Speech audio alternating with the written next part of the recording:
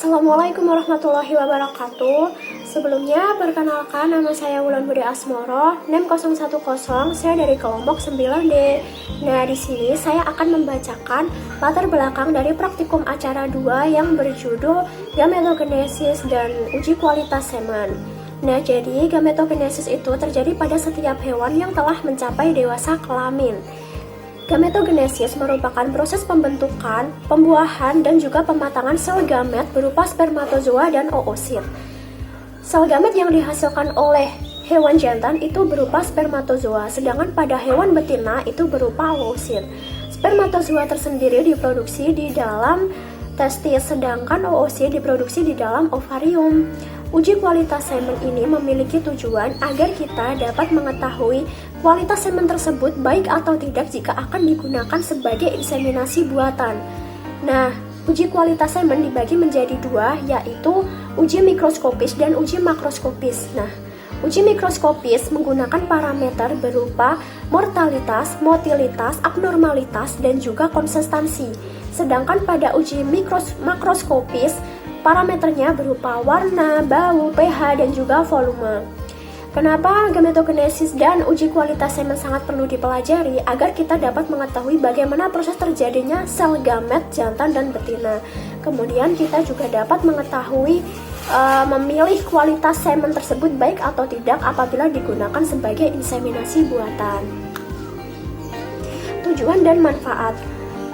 Tujuan praktikum gametogenesis adalah agar kita dapat mengetahui pembentukan sel gamet dan jantan dan betina, mengetahui bagaimana proses terjadinya fertilisasi, serta kita dapat mengetahui bagian serta fungsi dari masing-masing struktur sperma dan juga ovum tersebut. Dan yang terakhir, kita dapat melakukan pengujian kualitas semen yang baik. Kemudian materi dan metode. Praktikum ilmu reproduksi ternak dengan acara gametogenesis dan uji kualitas semen dilakukan pada hari Senin tanggal 28 September 2020 di Laboratorium Genetika Pemuliaan dan Reproduksi Fakultas Peternakan dan Pertanian Universitas Diponegoro, Semarang. Materi yang digunakan dalam praktikum gametogenesis dan uji kualitas semen yaitu meliputi alat dan bahan. Sedangkan media yang digunakan dalam penjelasan materi gametogenesis adalah berupa video dan juga gambar. Alat yang digunakan dalam praktikum uji kualitas semen adalah mikroskop, objek glass, cover, pinset, pipet, beaker glass, hemosikometer, tabung Appendorf, aluminium foil, tisu, hand counter, gunting, bunsen, dan korek serta alat tulis. Sedangkan bahan yang digunakan dalam uji kualitas semen adalah semen beku, eosin, NaCl fisiologis, dan juga alkohol 70%. Metode yang digunakan pada acara praktikum gametogenesis dan kualitas semen yaitu diawali dengan mendengarkan penjelasan tentang proses terbentuknya gametogenesis pada ternak jantan dan betina.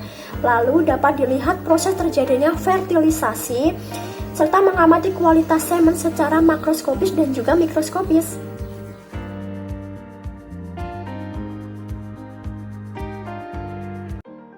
Perkenalkan, nama saya Ibnu Adi Fuadi, NIM 230 101 181 30200. Ini saya akan menjelaskan tentang spermatogenesis. Spermatogenesis adalah proses perkembangan dan masakan sel-sel spermatogenik.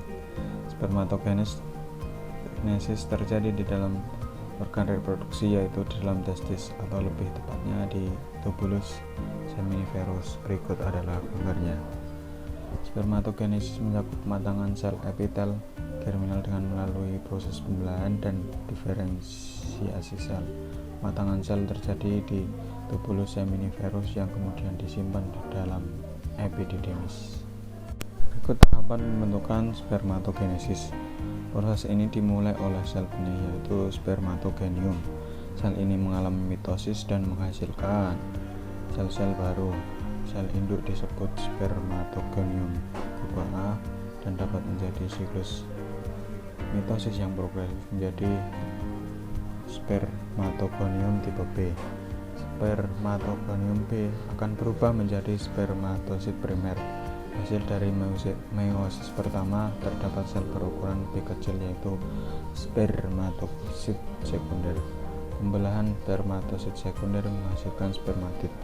Jumlah DNA per sel berkurang setengah selama pembelahan diri kedua ini, yang menghasilkan sel haploid atau biasa disebut N. Spermatid berkembang menjadi sperma matang yang bersifat haploid yang semua fungsional. Sperma matang menuju epididymis, kemudian ke vas deferens dan vesicula seminalis, uretra, dan berakhir.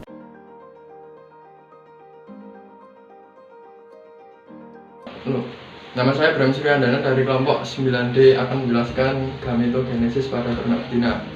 Gametogenesis pada ternak betina disebut oogenesis. Oogenesis yaitu pembentukan sel telur di ovarium. Oogenesis dimulai ketika terjadinya pembentukan bakal sel telur yang disebut oogonium. Oogonium bersifat diploid atau 2N. Kemudian oogonium akan mengalami pembelahan secara mitosis membentuk oosit primer yang bersifat diploid atau 2N. Kemudian oosit primer akan mengalami pembelahan secara meiosis tahap pertama yang akan membentuk dua sel anakan, yaitu oosit sekunder dan badan gular pertama. Masing-masing sel anakan bersifat haploid atau N. Kemudian oosit sekunder akan membelah melalui tahap meiosis kedua, akan menghasilkan dua sel anakan, yaitu ootit dan badan gular kedua. Kemudian ootit akan mengalami diferensiasi menjadi sel telur atau ovum. Kemudian badan gular 1 dan badan gular 2 akan mengalami degenerasi karena tidak tumbuh dan berkembang.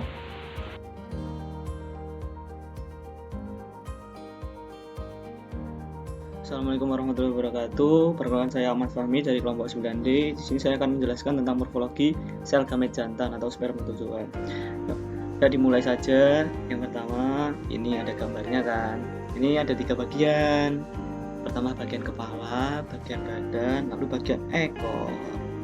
Nah, aku mau jelasin nih dari yang bagian atas dulu ya, kepala ya, urut. Jadi di akrosom. Akrosom itu adalah selubung tebal yang menutupi 2/3 anterior dari kepala dan dibentuk oleh badang Golgi. Fungsi utamanya itu untuk melindungi dan menghasilkan enzim. Enzim apa itu? Ada hyaluronidase dan enzim akrosin. Nah, dia tuh fungsinya untuk menembus ke ovum. Nah, selanjutnya ada nukleus. Nukleus itu tersusun dari DNA sebagai inti.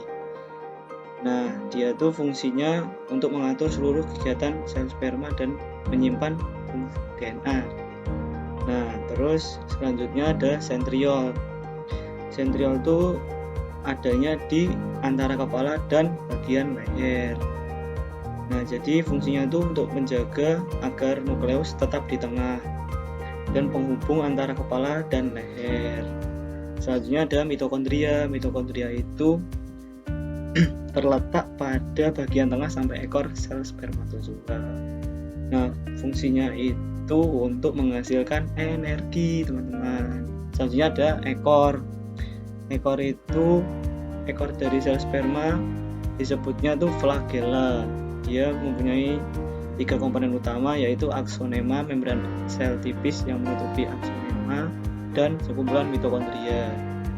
Nah, ekor itu berfungsi sebagai alat gerak sperma. Jadi udah selanjutnya membran plasma. Nah, yang bagian ini terakhir, dia tuh merupakan pelindung dari spermatozoa itu sendiri. Nah, dia itu berfungsi untuk melindungi sel sperma. Jadi kalau misalnya membrannya rusak, ya otomatis sel spermanya juga akan rusak. Begitu teman-teman, sekian dari saya, Mas Kaki Yoi. Assalamualaikum.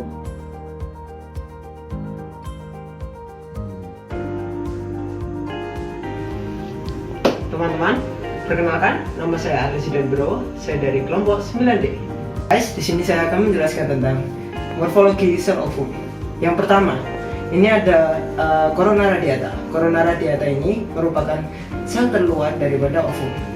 Lapisan ini merupakan lapisan pertama yang ditembus oleh spermatozoa pada saat pembuahan.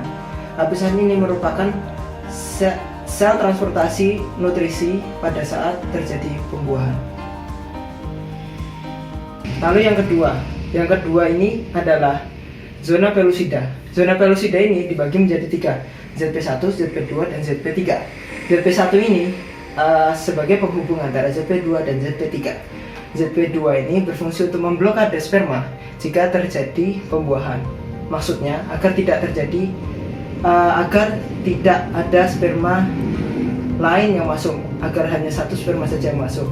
Dan tugas dari ZP3 ini bersama dengan membran vitalin ini adalah untuk memberikan sinyal kepada ZP2 agar memblokade sperma yang akan masuk tersebut. Lalu ada yang keempat adalah sentriol. Sentriol ini adalah tempat di mana nanti spermatozoa, kepala dan bagian buntutnya akan terpisah. Nantinya kepalanya akan menuju ke nukleus dan ekornya akan tinggal.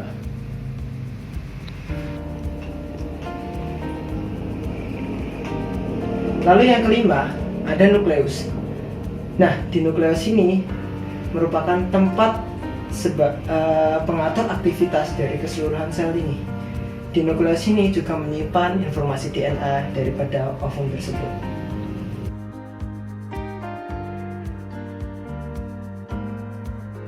Perkenalkan, nama saya Rifali Dwi Cahya, saya dari kelas IRTD kelompok 9, NIM saya 2301119130191. Selanjutnya, uji kualitas semen. Pada uji kualitas semen ada 2 pengujian, yaitu ada secara makroskopis dan yang kedua ada secara mikroskopis. Sebelum masuk ke materi, kita menonton video terlebih dahulu.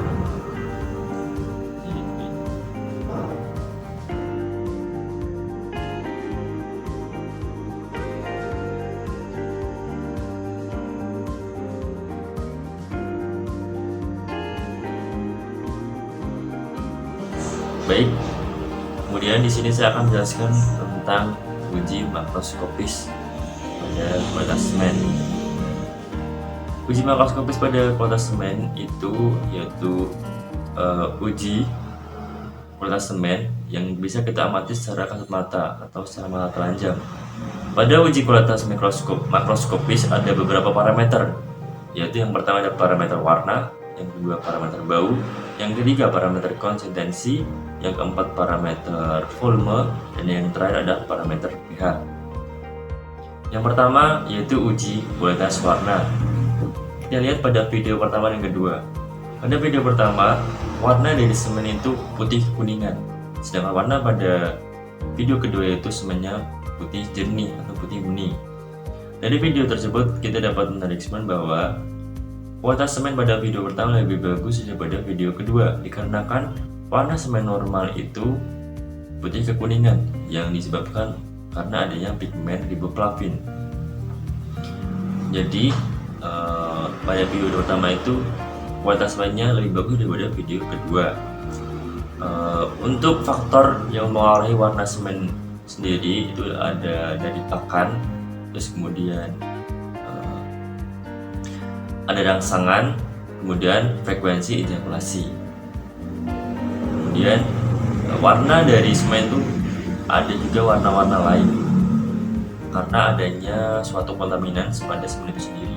Contoh, warna merah karena adanya kontaminasi dengan darah, dan warna hijau atau kecoklatan itu semen terkontaminasi atau tercampur dengan feses.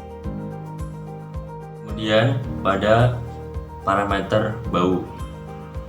Pada parameter bau itu pada umumnya bau semen memiliki bau yang khas dan sedikit amis. Untuk penilaian baunya sendiri itu bisa dengan cara pertama kita memegang tabung dari semen itu sendiri, kita dekatkan pada hidung, kemudian kita mencari baunya dengan menggunakan kita nilai baunya. Kalau sinyal baunya itu amis dan sedikit khas dari ternak itu sendiri atau hewan, berarti itu bagus. Tapi kalau sinyal baunya itu aneh atau mungkin busuk, berarti itu kualitasnya kurang bagus. Untuk bau lain biasanya karena adanya kontaminasi atau adanya nanah ataupun adanya infeksi pada saluran reproduksi dari hewan atau ternak itu sendiri. Itu berdasarkan. Kemudian yang ketiga yaitu parameter konsistensi. Untuk parameter konsistensi sendiri dapat diukur atau dinilai dengan cara memiringkan tabung yang berisi dengan semen sebesar 45 derajat. Dan saat dimiringkan itu kita lihat apakah semen dalam tabung itu bergerak secara cepat atau lambat. Apabila itu bergerak dengan cepat berarti semen itu cair, sedangkan apabila bergerak dengan lambat berarti semen itu kental. Kita lihat dari video tadi. Ini pada video yang pertama.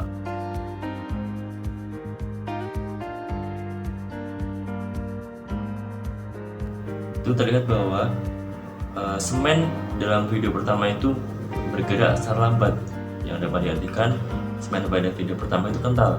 Dengan yang kedua ini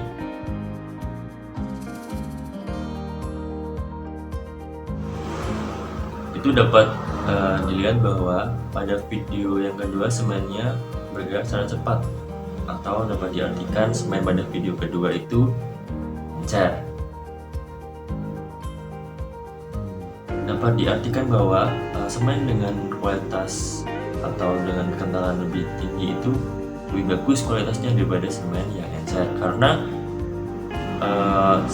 pada konsistensi sendiri itu berkaitan langsung dengan konsentrasi atau tingkat konsentrasi pada spermatozoa. Apabila tingkat konsentrasi tinggi, otomatis spermatozoa atau otomatis konsentrasi spermatozoanya juga bagus atau tinggi, dan dikatakan bahwa kualitas semennya itu bagus. Sedangkan yang video kedua kan kualitas semennya itu encer, berarti dapat disimpulkan bahwa konsentrasi semen pada video kedua itu kurang bagus dan kualitasnya dapat diartikan juga kurang bagus. Kemudian yang keempat yaitu parameter volume. Parameter volume dapat diketahui dengan cara memasukkan atau dilihat dengan tabung berskala. Pada umumnya atau pada normalnya volume semen itu sekitar 2 sampai 5 mm sekali tampung atau sekali tampungan. Kemudian pada straw sendiri kandungan semen di dalamnya itu sekitar 0,25 ml. Untuk faktor yang mempengaruhi banyak sedikitnya volume pada semen itu antara lain dari bangsa, suku dan spesies, gen, dan juga perlakuan terhadap ternak itu sendiri. Yang terakhir yaitu parameter pH. Parameter pH dapat dicek atau diketahui dengan menggunakan kertas lakmus, yaitu dengan cara memasukkan kertas lakmus pada semen yang ada di tambungan dan kita cocokkan pada indikator pH-nya. Untuk pH semen pada normalnya atau semen mendapat bertahan hidup pada pH sekitar 6,8 sampai 7,2. Jika saat kita membandingkan kertas lakmus yang sudah kita celupkan ke dalam semen kemudian ke indikator pH, itu menandakan bahwa pH di antara 6,8 sampai 7,2, berarti kualitas dari semen itu dapat dikatakan baik. Bila selebihnya berarti kualitas semennya itu bisa dikatakan kurang baik atau bahkan buruk. Untuk faktor yang mempengaruhinya itu dapat dipengaruhi karena konsentrasi, karena pH berhubungan langsung dengan konsentrasi spermatozoa. Semakin tinggi konsentrasi dari spermatozoa, otomatis semakin rendah juga pH yang bakal diketahui atau didapat, dalam artian di antara 6,8 dan 7,2. Sekian.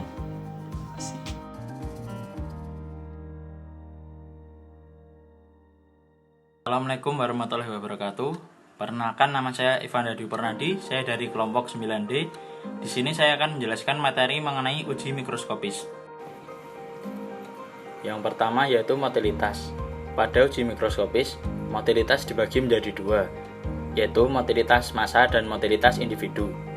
Pada uji motilitas massa, semen segar diletakkan di atas objek gelas tanpa ditutup cover gelas dan dilihat pada mikroskop dengan perbesaran 100 kali. Penilaian motilitas massa ada 4, yaitu sangat baik, baik, kurang baik, dan tidak baik. Jika kelihatan kumpulan spermatozoa dan bergerak aktif dan sangat cepat, maka kualitas semen tersebut bisa dikatakan sangat baik. Baik jika kumpulan spermatozoa tersebut terlihat tetapi gerakannya tidak terlalu cepat. Kurang baik jika yang terlihat hanya pergerakan individu saja dan tidak ada kumpulan spermatozoa.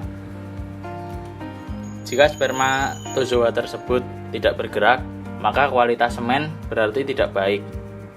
Nah, pada video yang diupload di YouTube Laboratorium GPR Undip, motilitas massa terlihat seperti kumpulan awan hitam yang bergerak cepat.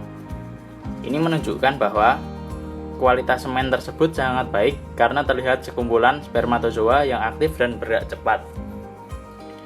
Pada uji motilitas individu, semen diletakkan di atas objek gelas dan ditutup dengan cover gelas serta diamati di bawah mikroskop pada perbesaran 400 kali. Penilaian motilitas individu ini dilihat berapa spermatozoa yang bergerak progresif ke depan, pergerakan mundur dan melingkar tidak diikut sertakan, lalu dibandingkan dengan spermatozoa yang diam di tempat. Penilaian motilitas individu ini dalam bentuk persentase spermatozoa yang bergerak.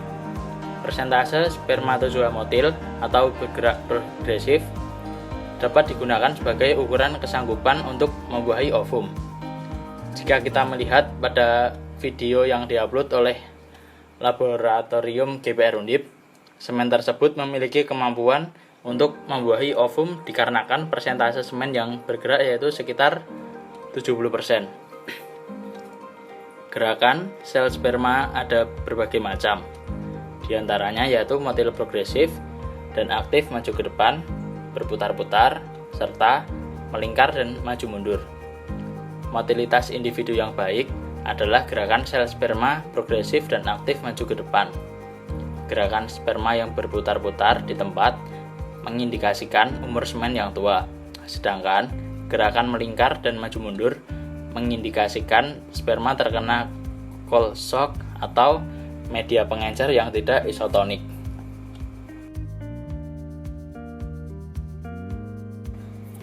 Yang kedua yaitu mortalitas. Mortalitas semen adalah persentase dari kematian sel yang diakibatkan karena kerusakan pada membran plasma. Mortalitas diamati dengan cara semen diletakkan pada gelas objek hangat dan ditambahkan 1 tetes perwarna iosin. Kemudian dicampur dan ditutup dengan gelas penutup. Diamati di bawah mikroskop dengan perbesaran 400 kali. Spermatozoa yang hidup tidak menyerap warna, sedangkan yang mati menyerap warna. Yaitu warna iosin akan mewarnai sel spermatozoa menjadi merah atau merah muda. Sebagai contoh, pada gambar tersebut sperma A dan sperma B. Sperma A berwarna putih menandakan sperma A hidup dan sperma B berwarna merah. Hal itu menandakan sperma mati karena membran plasmanya pecah sehingga warnanya bisa terserap. Rumus mortalitas yaitu jumlah sperma yang mati dikali 100% dibagi jumlah seluruh sperma.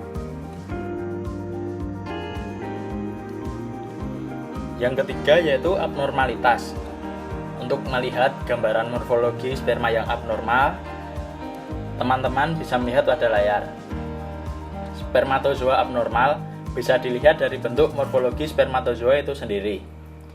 Abnormalitas terdiri dari 2, yaitu yang pertama abnormalitas primer yang terdiri dari kepala besar atau makrosepalik, kepala kecil atau mikrosepalik, kepala 2 atau double sepalik, kepala tak berkembang atau develop sepalik, kepala bulat atau round sepalik, kepala pipih neurosepalik, leher zigzag atau biasa disebut king mid pies, leher bercabang 2, double mid pies, leher patah broken mid pies, ekor bengkok bent tail, dan ekor melingkar coil tail. Yang kedua yaitu abnormalitas sekunder, terdiri dari ekor terputus, kepala saja, dan sitoplasmik droplet.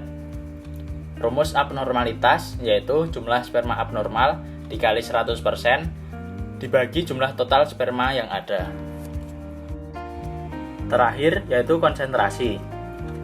Parameter konsentrasi merupakan perhitungan jumlah spermatozoa dalam 1 mili semen. Dihitung dalam bentuk persentase antara sperma yang hidup dan yang mati. Konsentrasi juga berkaitan dengan parameter pada uji makroskopis yaitu konsistensi dan pH. Berdasarkan data praktikum yang ada pada video 1, terlihat parameter konsistensi atau kekentalan dari semen lebih bagus daripada pada konsistensi pada video 2, di mana pada video 2 semennya terlihat lebih encer. Dari hal tersebut dapat disimpulkan bahwa parameter konsistensi lebih bagus pada video 1. Konsistensi semen yang kental menandakan konsentrasi spermatozoa pada semen tersebut sangat tinggi. Begitu pula sebaliknya. Jika konsistensinya encer, dapat diartikan bahwa konsentrasi spermatozoa di semen tersebut rendah, yang artinya kualitas semennya kurang baik. Untuk kaitan pH dengan konsentrasi, pH normal untuk bertahan hidup semen kisaran 6,8 sampai 7,2. Tingginya konsentrasi spermatozoa pada suatu semen semakin rendah pH dari semen itu sendiri. Nilai konsentrasi semen sapi yang baik yaitu minimal 1 miliar per mili. Konsentrasi semen kambing pada umumnya yaitu berkisar antara 2-3 miliar per mili. Sedangkan spermatozoa ayam memiliki nilai konsentrasi yang berkisar antara 1,75 sampai 3 miliar sel per mili. Pada video praktikum yang diupload, jumlah spermatozoa dalam kelima kotak tersebut ada 250. Berarti konsentrasi yang didapatkan adalah 250 dikali 10 pangkat 7.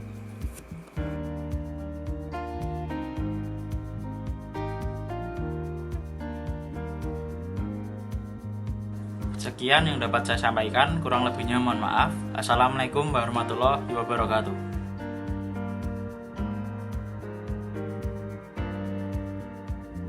Nah, dari pemaparan yang sudah teman-teman saya sampaikan tadi, dapat ditarik kesimpulan bahwa sperma memiliki bagian-bagian seperti akrosom, sitoplasma, nukleus, sentriol, mitokondria, ekor, dan membran plasma yang tentunya memiliki fungsi dan peran yang berbeda-beda. Sedangkan ovum terdiri dari sel granulosit, zona pelusida, membran vitalin, sitoplasma, dan nukleus. Proses pembentukan spermatogenesis mengalami pembelahan mitosis. Secara mitosis, meiosis 1 dan meiosis 2 untuk menghasilkan spermatozoa dan hormon testosteron. Sedangkan pada proses oogenesis mengalami pembelahan secara mitosis, meiosis 1 dan meiosis 2 untuk menghasilkan sel telur atau ovum. Berdasarkan uji makroskopis dan uji mikroskopis semen yang telah diamati, bahwa semen tersebut berkualitas baik sehingga semen tersebut layak digunakan untuk inseminasi buatan.